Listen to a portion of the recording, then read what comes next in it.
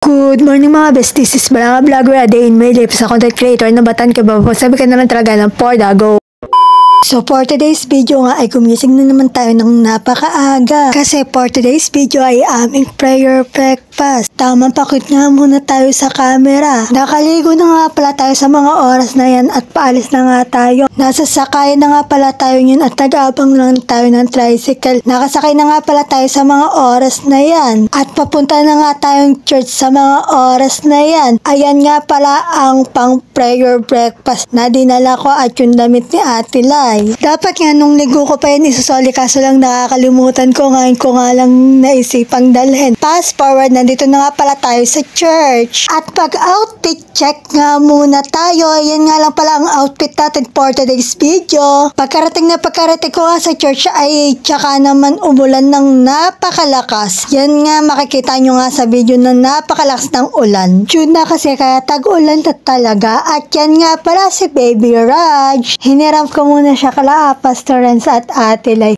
Tamang video at tamang pakit nga muna kami ni Baby Raj sa camera. Nangingilala na nga pala si Baby Raj, hindi katulad nung 7 to 8 months pa lang siya. Hindi pa siya nangingilala nun kung kanino siya sumasama. Pag nakikita niya lang naman yung mama or papa niya, umiiyak talaga siya. Syempre humahabol. Or pag nagugutom. Abangan nyo nga pala yung Get Ready With Me ko na vlog. I-upload ko yun sa YouTube. Na-edit ko na yun. Uploading na yun sa YouTube soon. Abangan nyo na lang yon. Nag-solwining nga kami nung umaga, hindi ko na nga na-videohan yun, ang lakas pa nga ng ulan, at nag-solwining din kami nung hapon, kaso lang hindi kami nakapag-solwining sa Tortugas kasi may nakasalubong kaming alena at ang lakas ng ulan. At hinatid na nga pala ako ni Pastor sa mga oras na yan, nakauwi na din ako. Nung nakauwi na nga pala ako ay dumaan yung alena na yan, tapos nanood din ako. May mobile pa nga sila, nanood din ako, sumasayaw nga pala sila ate sa mga oras na yan sa mobile na yan. Ngayon nga pala si AJ nakasakay pa sa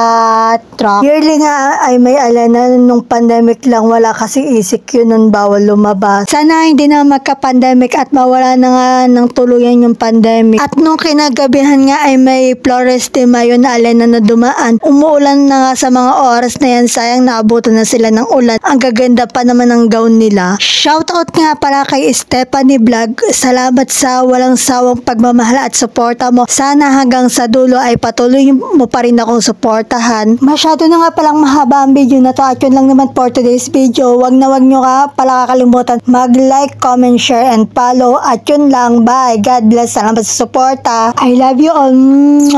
Thanks for watching.